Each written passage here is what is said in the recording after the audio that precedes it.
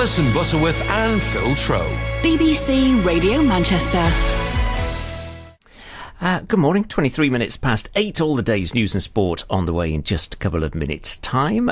We just want to talk about something, and actually it ties in to a certain extent with what we're talking about this morning with regards to background noise on the TV and how it can interfere with people's appreciation of what they're watching. And we heard earlier from Stephen, who's blind, and he was saying actually finds it really difficult with all the background noise to appreciate what he's actually experiencing. Well, according to the Royal National Institute of Blind People, 24% of visually impaired people using a long cane, 71% use some sort of mobility aid. The white cane, though, has been used by blind and partially sighted folks since the culmination of the First World War. During this time, it's not changed much. It's interesting, that, isn't it? The fact that it's not changed. No. And that nobody's thought, actually, is there a better way that we can do this? But it has now. Yeah, a pioneering student at the University of Manchester has created a prototype cane which uses a car sensor to notify users of objects ahead. Well, our reporter, Mohammed Salim Patel, who's blind, went to find out more. It's often referred to as the light bulb moment. But for this man, it was the parking sensor moment. My name is Vasilios Tsorbatsoudis. This is my cane. Meet Vasilios, a PhD student here at the University of Manchester, who is the engineer behind a 21st century twist on the mobility aid used by blind and partially sighted people, known as the white cane. Vasilios, I'm outside now here with you at the University of Manchester campus. We've got this cane in my hand. It's a normal white cane. It doesn't seem any different to the one that I usually use. So is the magic in the tip at the bottom?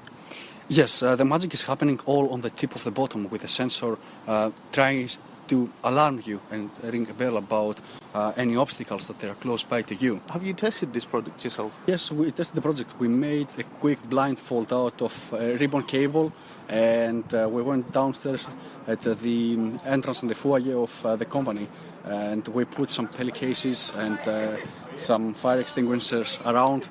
And I tried to navigate through there, and the guys were changing the obstacles around every time, which was quite fun and quite difficult, I can say, for me as an experience to trust myself in the first place. And you've called this My Smart Cane. Was it smart? Did it work? It actually worked. I didn't stumble across anything, so I was quite happy by that working. And hopefully soon I will make it even smarter. Okay, well, let's put this to the test. Let's do that. Let's do it. I've got the cane in front of me, and there you go, as you hear it. Right, okay, so Vasilis, as this sound gets faster, the beat gets faster, that means I'm closer to an object. Exactly. So you will need to change your course a little bit, and because it takes only 60 centimeters, it's just the object is in front of you. So if we move to the right... okay, so I'm now out the way, there's nothing in my way, that sound's gone. Exactly, now you can move on freely and continue your journey. So it sounds like an alarm bell, and I guess alarm bells should be ringing as we hear this sound. Exactly, that was my thought initially when I was trying to do that. Just to notify people, alarm people, and avoid any injuries. I think the concept of this myself, this is my review now, Vasilos. Yes. I think it's nice that the cane has stayed in its original form. We'll still be able to use it as left and right and use it as a normal cane.